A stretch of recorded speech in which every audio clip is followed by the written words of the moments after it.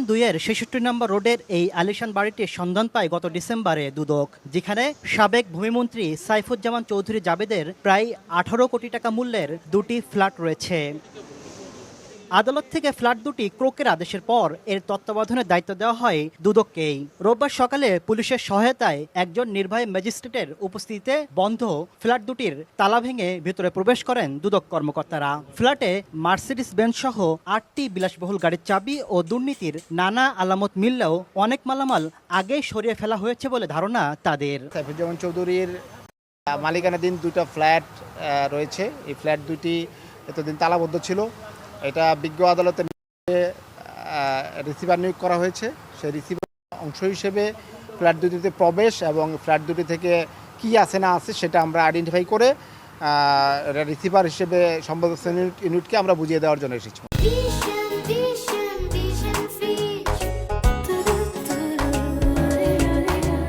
Flat দুটি নিয়ন্ত্রণে নেওয়ার পর এর রক্ষণাবেক্ষণের দায়িত্বে থাকবে দুদকের সম্পদ ব্যবস্থাপনা বিভাগ। পরবর্তী সময়ে আদালতের নির্দেশনা অনুযায়ী এ সম্পত্তির বিষয়ে পরবর্তী আইনি পদক্ষেপ নেওয়া হবে।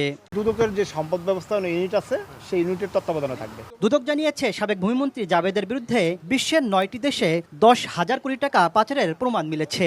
এরই মধ্যে 30টি মামলায় 500 কোটি টাকা আত্মসাতের তথ্য প্রমাণ হাতে পেয়েছে দুদক। অংশ হিসেবে তাসলিম তৌহিদ, সময় সংবাদ, ঢাকা।